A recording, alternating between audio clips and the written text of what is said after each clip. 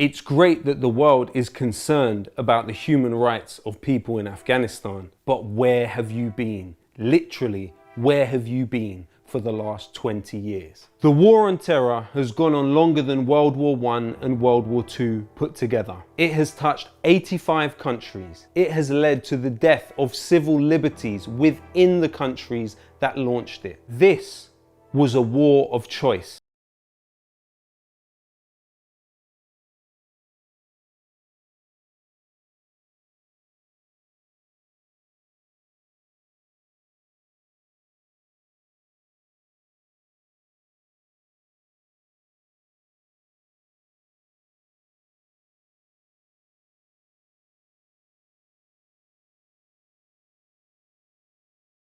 When the United States announced that they wanted Osama bin Laden, the government in Afghanistan were quite clear. They were willing to provide him to be judged in a court of law. The United States were not even happy for him to go to The Hague. They wanted military action. Did that have something to do with the fact that within George Bush's administration, there were 6 senior executives at Lockheed Martin, a company which has benefited massively from the war on terror? This war, which has lasted 2 decades, has entailed the costs of about $6.4 trillion.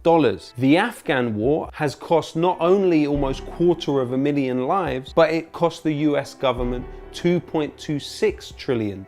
The US spent trillions, and where did it go? It went into the bank accounts of some of the most wealthiest people in the world. Some people call you the elite.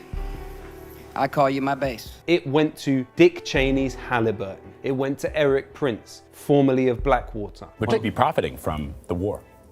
Well, we're not there now, but any vendor that solves that solution, that's capitalism. That's what it's about. Blackwater killed many civilians in Iraq and were captured on camera doing so. It went into Veritas Capital, the second largest military contractor in Iraq. In Afghanistan, it owns DynCorp. DynCorp employees were hiring child prostitutes within Afghanistan. It went to Lockheed Martin, who within days of the announcement of the Afghan war got one of the largest no-bid contracts in US history. This war, as it always is, was a transfer of wealth upwards.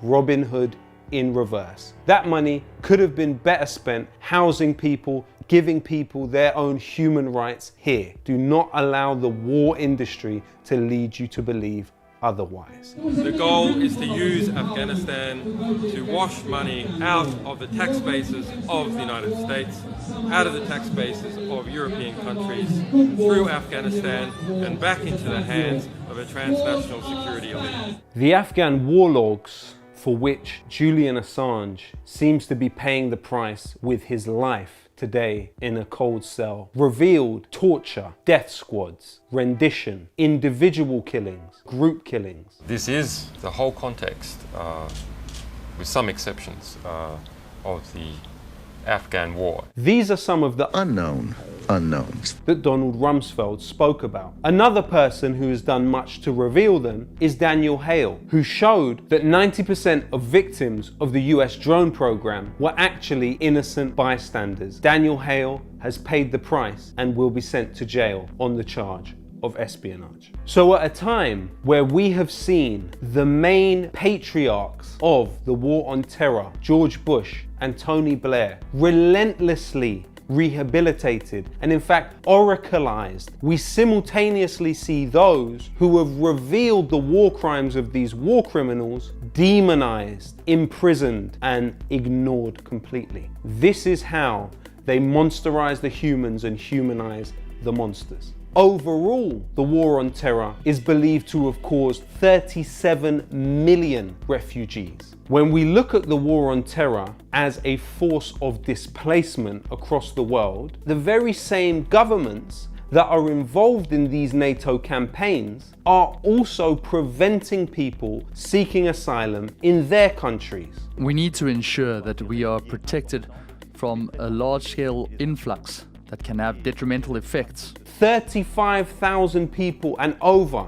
have died trying to get into Europe over the last 30 years. The Afghans that have died following their displacement and attempt to enter the EU include Reza Ibrahimi, a 15-year-old child who died in the camp in Lesbos on the 25th of August 2019. Amin Allah and Iftikhar, 18-year-old boys who both died under a freight train trying to get into Europe on the 7th of June 2019. Or what about Ali Reza, the 18-year-old who took his own life in Geneva in a shelter for unaccompanied minors on the 27th of March 2019. These governments are making it as difficult as physically possible for people from countries like Afghanistan to reach a safe haven. Contrary to this entirely manufactured but seemingly widespread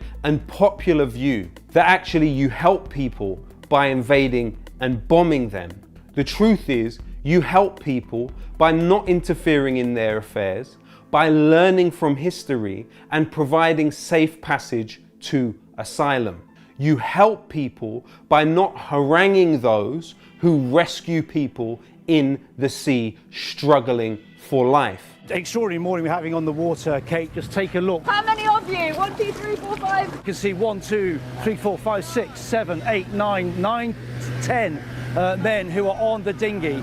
Where are you from? You help people by not sending journalists to interrogate them in their most desperate moments within the sea. You help people by not demonizing them on the front of newspapers owned by unaccountable offshore capital like Rupert Murdoch. You have no benefit in believing in their lies of vertical solidarity and horizontal hatred. You have more in common with the people fleeing the bombs paid for by you than you do with the people dropping the bombs paid for by you. When you look at the history of Afghanistan and the way in which it is intertwined with the history of this country, you are talking about a place which has been the subject of British war 4 times in the last 2 centuries. Starting in 1839, when General Keane marched into Kabul with 10,000 troops, the British did not achieve their objectives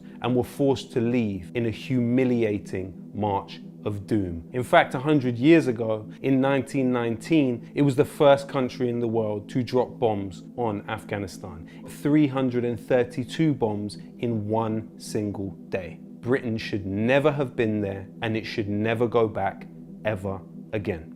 Why do you feel it so personally, Mr. Wallace? Because I'm a soldier. Because it's sad, and the West has done what it's done.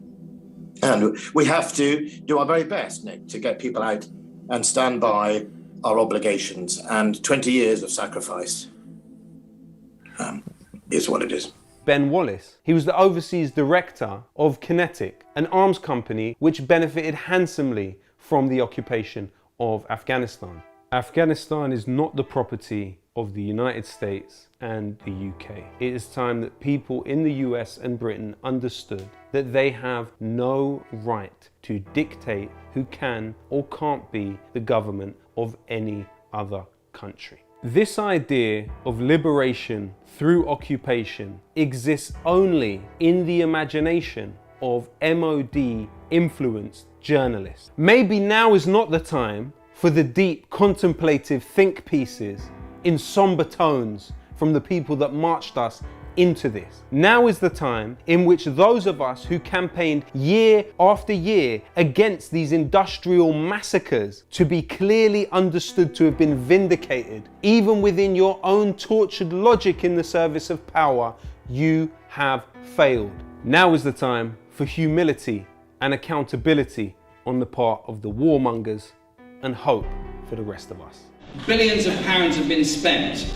Hundreds of British soldiers have died. Hundreds of soldiers from other coalition forces have died. And thousands upon thousands of Afghan civilians and soldiers have also died. For what? for whom, for what purpose in the long run. Good riddance to the war on terror. 20 years of pain, suffering, and misery which could have been avoided. This time of threat inflation and overstated danger has to come to an end. You have 1 in 16 million chance of being anywhere near an act of political violence in this country. Why is it that all of this money has gone into fighting something that your chances of dying in are infinitesimal? Far more people are dying because of climate change and pollution than they are because of terrorism. It is a well-documented fact that the United States military is a bigger polluter than 140 countries and spends more than the next 7 countries put together on its military budget. Therefore, the US military is a bigger threat to you